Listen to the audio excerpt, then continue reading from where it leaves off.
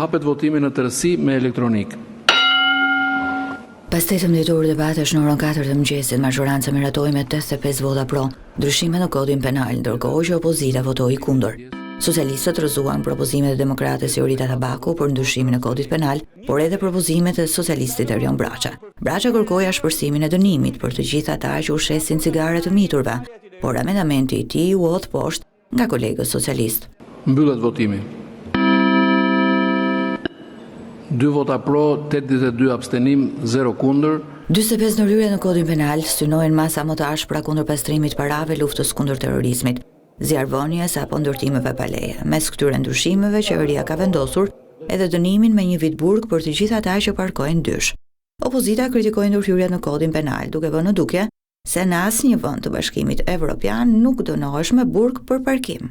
Një ndërhyrje ma turpor domethënëse bëhet edhe në një fenomen të përditshëm që ka pasoja serioze për jetën e qytetarëve, që lidhet pikërisht me parkimin në rresht të dytë, i cili trajtohet si vepër penale vetëm në rastet kur pengohet seriozisht qarkullimi i mjeteve të emergjencës. Po parkove dysh, mbarosh një hall 2 minuta apo 3 minuta, ti je kriminal dhe ne të çojmë në burg.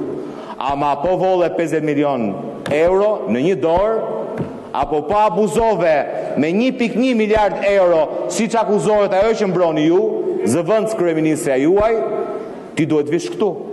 Tulesh në kariken e numrit 2 të qeverisë, mbash edhe leksion moral për luftë ndaj kriminalitetit, madje jam i sigur do vi sot edhe do votoj, pra qytetari që parkon dysh me votën e Belinda Ballukut, duhet me shku në burg.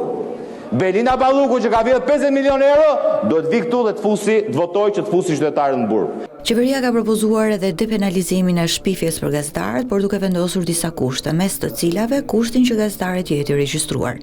Por Partia Demokratike vuri në dukje se në Shqipëri nuk ka ligj për regjistrimin e gazetarëve, duke kërkuar heqjen e plotë të shpifjes nga kodi penal për gazetarët, por edhe për qytetarët.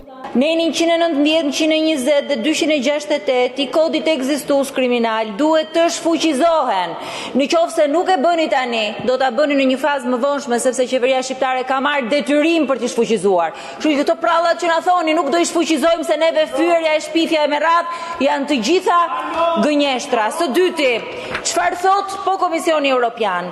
Mbraft pika mo, Bashkimi Evropian që i ka gjithë sytë e vesh Tiran, po i hedhim hyjësive ne sonde këto me këtë ndryshim kodin penal, e shqyqyr zotit i pas ka hap 4 sytë zonja Tabaku, e s'po na len të hedhim hyjësive Brukselit.